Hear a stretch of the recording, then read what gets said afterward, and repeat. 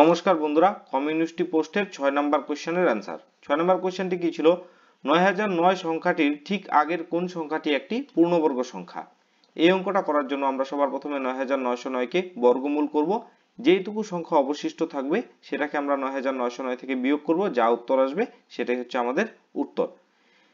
বর্গমূল করার জন্য আমরা ডান দিক থেকে জোড়া জোড়া নিব। এবার প্রথম জোড়ার মধ্যে কতর বর্গ আছে সেটা দেখব। সব থেকে বেশি কতর বর্গ আছে, বাঁ পাশে একটা দাগ দিব। আমরা দেখতে পাচ্ছি এখানে সব থেকে বেশি 9 এর বর্গ আছে, অর্থাৎ 81। নিচে দাগ দিব, বিয়োগ করব। এবার উপর থেকে আমরা এক জোড়া সংখ্যা নামাবো, নামলো, বাঁ পাশে একটা দাগ দিব। এবার 9 এর ঠিক দ্বিগুণ বাঁ পাশে লিখবো। বর্গমূল কিভাবে করতে হয় আমি আগেও শিখিয়েছি, লিখলাম। এবার 18 এর পাশে এমন একটা সংখ্যা বসাবো যেন সেই সংখ্যাটা দিয়ে গুণ করলে 1809 এর কাছাকাছি যায়। 18 পাশে আমি 9 বসালাম, 9 দিয়ে গুণ করলে হচ্ছে 1701। এখানে 18 পাশে 9 দিব, এখানে 9 এর পাশেও একটা 9 বসবে। এবার 1809 এর নিচে 1701 বসবে, দাগ দিব, বিয়োগ করব।